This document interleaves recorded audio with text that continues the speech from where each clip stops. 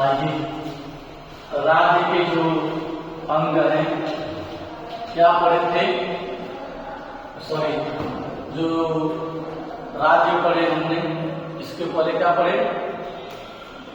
राज्य पढ़े है ना। राज्य के बाद क्या आया हमारा, धर्म आया। क्या आया, धर्म आया। देखिए धर्म क्या है, देखिए भारतीय समाज में धर्म सबसे सर्वोपरि है। भारतीय समाज में धर्म सबसे सर्वोपरि है। भारतीय समाज धर्म को सर्वोपरि मानता है। भारतीय समाज का जो अडिग विश्वास है, अटूट विश्वास है, वो धर्म में है। किसमें है, धर्म में है। क्योंकि हमारा जो जीवन यापन होता है, हमारा जन्म जब होता है और जब मरण होता है, सब धर्म के तहत होता है।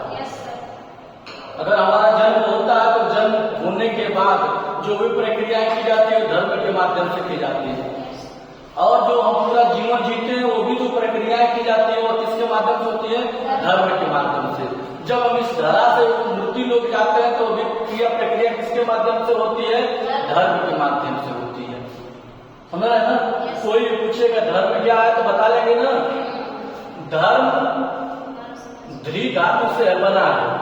किससे बना है, धर्म ध्री धातु से बना है, जिसका ध्री का अर्थ बताया गया धारण करना। ध्री का अर्थ क्या बताया गया, धारण करना। देखिए जो कुछ है धर्म में हम धारण ही करते हैं। जो कुछ चीजें बता दी गई हैं उसको हम केवल धारण करते हैं, उस धर्म में हम परिवर्तन नहीं करते हैं। अगर करने की भी इच्छा हुई तो क्योंकि धर्म में इतनी शक्ति होती है आध्यात्मिक कि हम पीछे हट जाते हैं।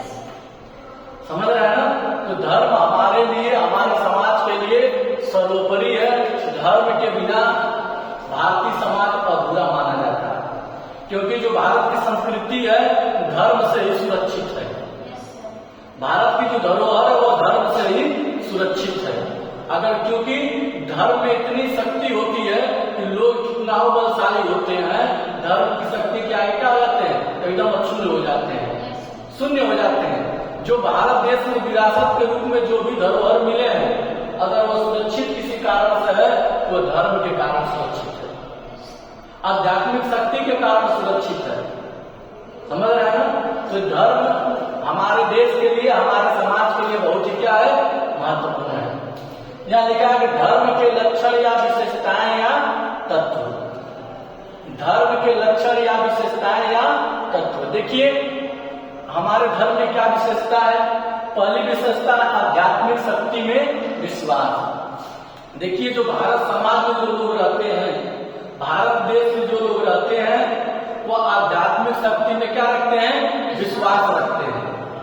वे जानते हैं कि कोई कार्य अगर किसी से नहीं हो पा रहा है, अगर कोई कार्य वैज्ञानिक नहीं कर पा रहा है, अगर कोई कार्य डॉक्टर नहीं कर पा रहा है, कोई कार्य अन्य व्यक्ति नहीं कर पा रहा है, तो वह कार्य क्या कहा जाएगा, आध्यात्मिक शक्ति से क्या होता है, माना जाता है। जैसे मान लीजिए कोई व्यक्ति है, दवा नहीं काम कर रही है, ठीक ना, तो व्यक्ति दुआ के पास जाते हैं, तो हो सकता है कि दुआ से सही हो जाते हैं, उसी को कहा जाता है कि आध्यात्मिक शक्ति इनको लग गई। समझ रहे हैं ना। अगला है कर्म कांड। क्या है, कर्म कांड। देखिए जो कर्म कांड है हमारे जन्म से लेकर के मरण तक कर्म कांड होता रहता है। विचार करिए, ये हमको विचार करने की चीजें हैं। हम इस चीज का विरोध नहीं कर रहे धर्म का, लेकिन विचारणीय है। यह भारत देश ऐसा देश है जहां धर्म सब पर हावी है।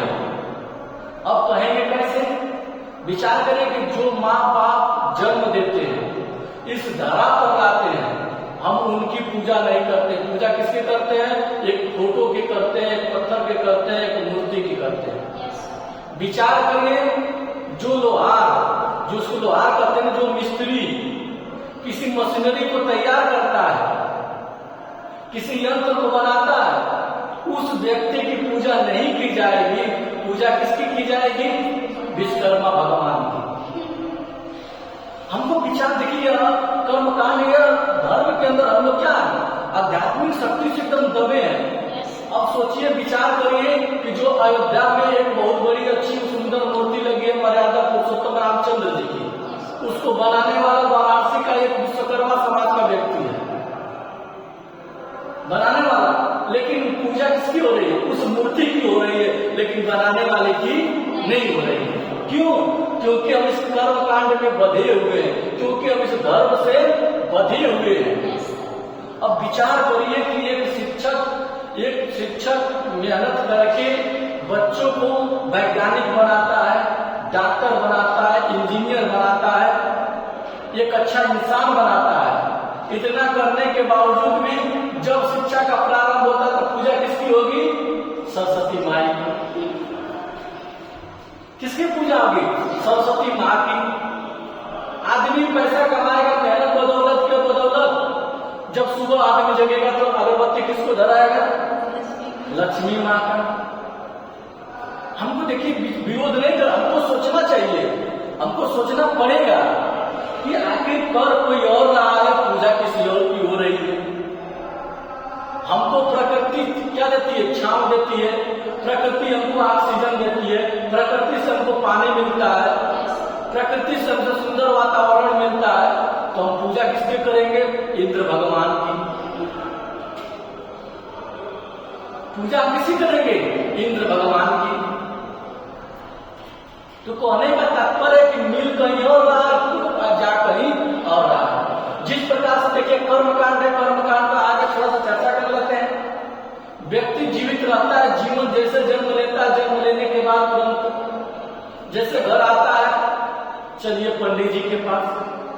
किसके पास गए? पंडित जी के पास गए। अब पंडित जी उनके उस बच्चे का सब निहित करेंगे। लड़का मुंह में पड़ गई, सोचिए शुरुआत हो जाती है। लड़का का मुंडन होगा, लड़का का छठियार होगा, लड़का का बरही होगा, धंधा चल रहा है पंडित जी का। नुकसान किसका हो रहा है? उस व्यक्ति का। अब विचार करिए कि कर्मकांड शुरू हो जाता है, यहां तक ऐसे कर्मकांड तैयार कर दिए गए हैं धर्म के माध्यम से, और धर्म के माध्यम से ऐसे डरा दिए गए हैं, अगर किसी घर का व्यक्ति मर भी जाता है, मरने के बाद उसका कर्मकांड होता है। मरने के बाद भी क्या होता है? कर्मकांड होता है। पंडित जी पिंडा पढ़ाते हैं, वहां भी पैसा लेते हैं।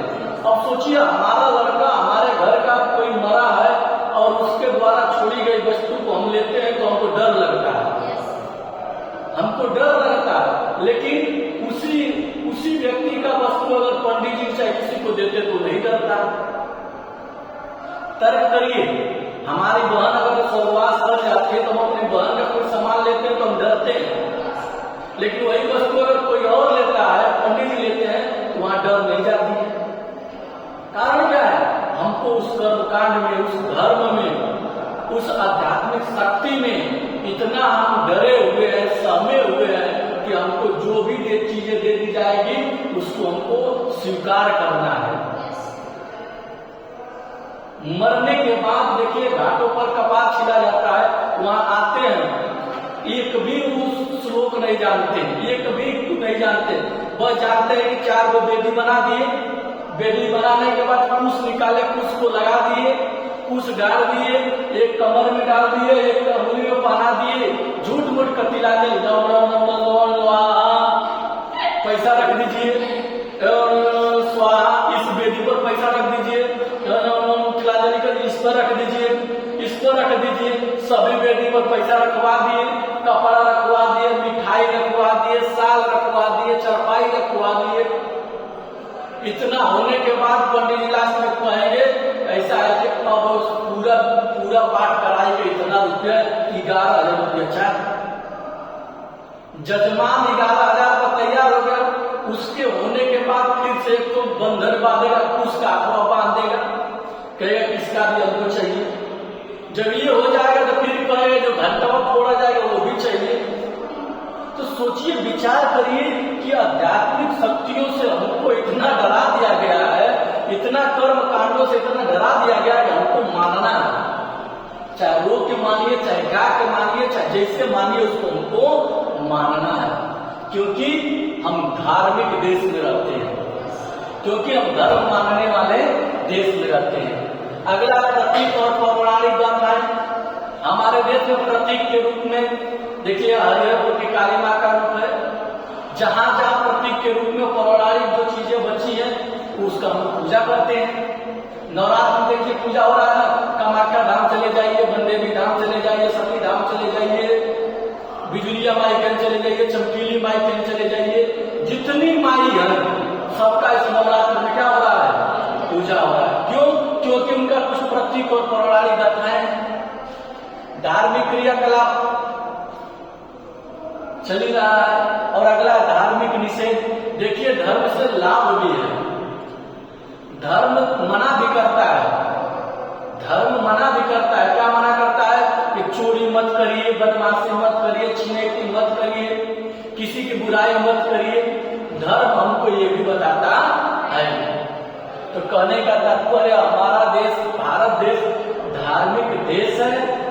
हम धार्मिक देश में रहते हैं और इसको हमको मानना है, चाहे हम जैसे माने। ठीक है, अगले दिन पढ़ेंगे धर्म का महत्व। धन्यवाद।